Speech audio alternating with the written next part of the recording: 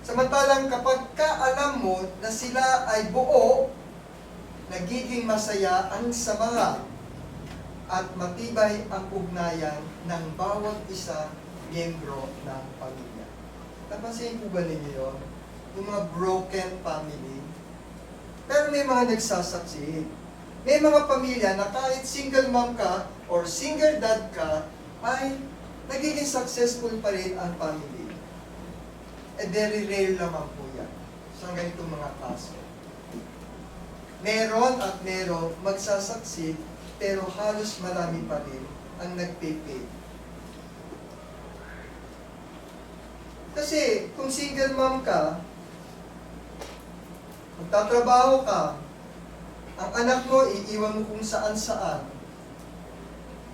para lang mabigay mo yung pangangailangan ng anak mo, o kung sino ka man, o single dad ka, eh talagang mapapabayaan mo ang iyong anak. Hindi mo na maibibigay sa kanya yung mga katangian ng isang mabuting ama para sa iyong pamilya. Yung presence ng ama ay nagsisilbing sandigan, lalong-lalo na sa panahon ng pagsubok sa inyong mga anak.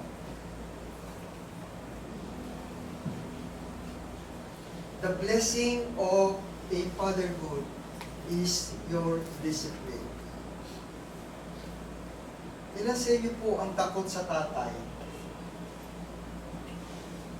Takot kayo kay tatay? Hindi. Yung bang titignan lang kayo, susunod na kayo. Nanay niyo, si nanay pag nagsalita, haba ng litanya no? Mamaya na. Tinitakot na kapag tatay niyo tumingin pa lang. Ako, lalo na pag nakainom ang tatay, ay lumayo-layo kayo. Eh, ang nanay niyo malap na paus na Pero madalas hindi niyo, Pero ang nanay ay magandang disiplinaryan din. Pero iba ang tatay pag nagdidisiplina. Bakit ganon? Bakit may bigat ang ama? Sa Proverbs 17:6 po, sinasabi, ang mga anak ng mga anak ay punto ng mga matatandang tao, at ang kalwatian ng mga anak ay ang kanilang mga magulang. Naku, napaka-bless po ninyo kapag tayo ay isang ama. Ako nun sabi ko, gusto ko anak, puro lalaki. Una kong anak, babae.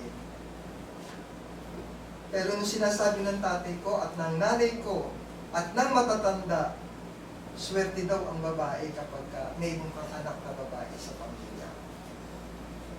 They give joy, happiness, katuwang. Babae lumabas sa akin. Tuwa naman din ako kasi kamukha ko. Ayun ho. Kamukha ko po ba ay nakaitim na guhit-guhit. At ang hulmahan ko, ayun, katabi niya. Tuwa ko yan kahit ang pangit niya nung maliit. Ang pangit po talaga niya. Pangit, mukhang dagang bugwit. Pero tuwan-tuwa ako dahil nakababae ako. Dahil na nasabi na matatanda. Sumunod, lalaki na. 3 lalaki na. Ang sumunod na maging anak ko. Sabi ko, it's a joy, it's a pride. Kasi magagamit ko na yung binigay sa akin blessings ng Panginoon. Meron na akong 4 na chikiting na kaya ko ng disiplinahin in the form na gusto ko.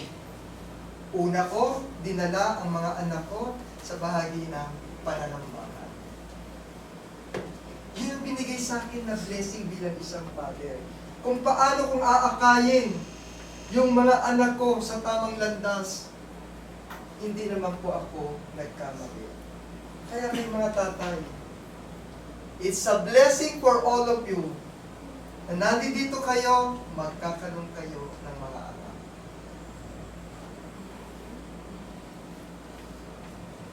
Ang Proverbs 17:6 po ay nagsasabi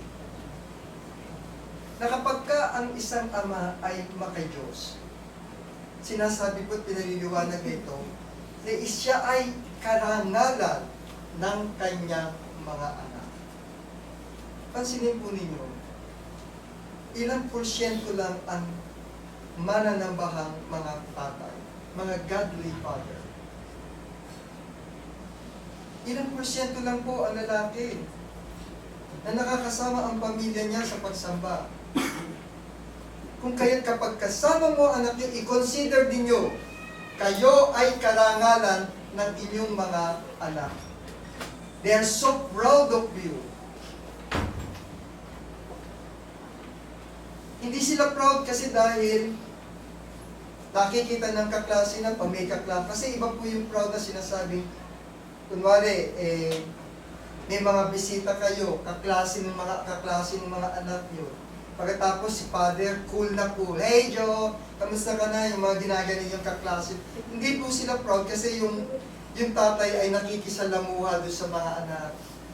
Hindi lang sa ganun proud ang mga anak mo. Proud sila dahil nakikita nila na nakikita sa ugalit asa ng kanilang ama yung tama na hinahanap na pwede nilang pagmalaki. Ang tatay ko, alam mo, magaling kumita ng pera yan. Tatay ko, masipag sa bahay yan, sa kusina. Tatay ko, hindi manginginom yan, wala yung bisyo. Yun yung sinasabi pong karangalan ka ng iyong mga anak. Pero kung tatay may sugarol, nagsasabong bago mag-charge, ayun o, araw ng linggo, nandun agad sa sabungan, kakarangan mo ba ang iyong tatay?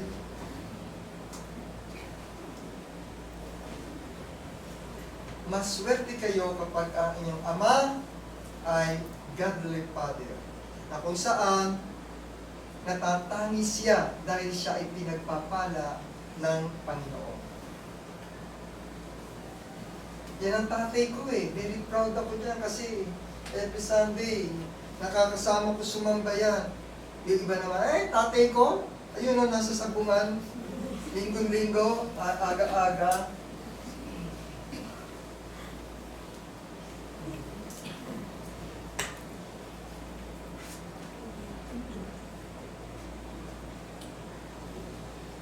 Kaya, kapag ang isang ama ay mabuting tagapagdala ng disiplina, kaya syempre hindi mo naman, ang magulang kasi po natin, ang mga anak natin, ito'y tatandaan nyo, ang mga anak natin ay mas higit na sinusunod yung nakikita niya kaysa sa sinasabi. Anong ibig po sabihin?